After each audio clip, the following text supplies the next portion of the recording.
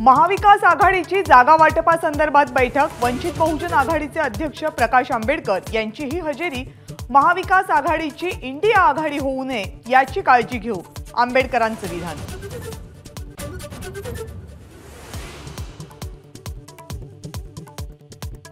मी महाविकास आघाडी सोबत नाहीये, फक्त राष्ट्रवादी काँग्रेस आणि शिवसेनेसोबत आहे। काँग्रेस सोबत चर्चा सुरू आहे, प्रकाश आंबेडकर यांची ऑफ द रेकॉर्ड माहिती।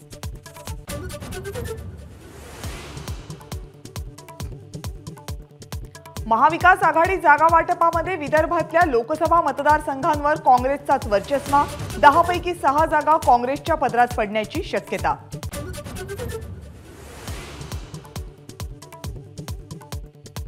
मनोज जरांगेंना सरकार सुरक्षा पुरवणार, 2 सशस्त्र पोलीस 24 तास जरांगेंसोबत असणार।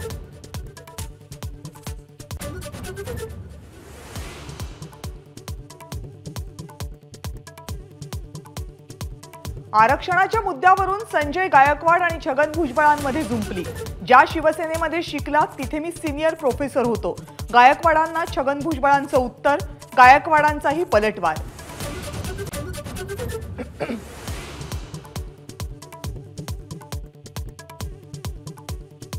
छगन भुजबळ भाजपच्या वाटेवर, अंजली दमानिया यांचा दावा। तर मला भाजपकडून कोणताही प्रस्ताव नाही, दमानियांना कुठून माहिती मिळाली कल्पना नाही, भुजबळांचं प्रत्युत्तर।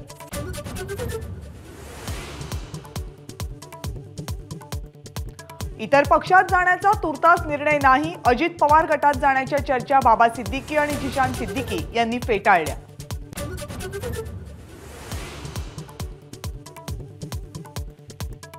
हुकुमशाहीला मी हिंदुत्व मानत नाही, उद्धव ठाकरेंचा जाहीर सभेत हल्लाबोल। घराणेशाहीला विरोध करताना तटकरेंचं घराणं कसं चालतं, भाजपला सवाल।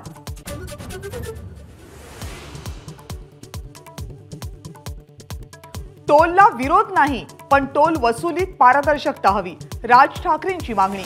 तर उद्या मुख्यमंत्र्यांना भेटणार असल्याची माहिती।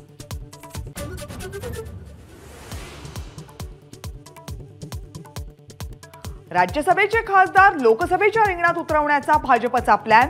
नारायण राणेंसमोर लोकसभा निवडणुकीमध्ये कोणताही उमेदवार टिकणार नाही, दीपक केसरकरांचं वक्तव्य।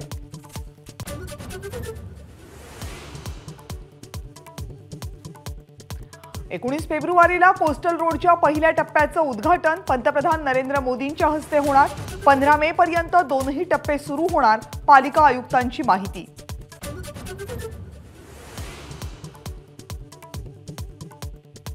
वाराणसीच्या ज्ञानवापीमध्ये पूजेला अंतरिम स्थगिती द्यायला अलाहाबाद हायकोर्टाचा नकार।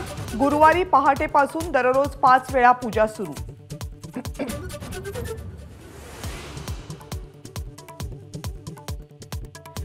चंपई सोरेन यांनी घेतली झारखंडच्या मुख्यमंत्री पदाची शपथ। चंपई यांच्यासह काँग्रेसचे आलमगीर आलम आणि राजदचे सत्यानंद भोक्ता यांचाही शपथविधी।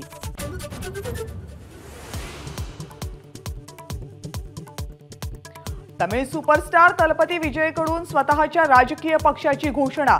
2026ची विधानसभा निवडणूक लढवणार, यंदाची लोकसभा मात्र लढवणार नाही।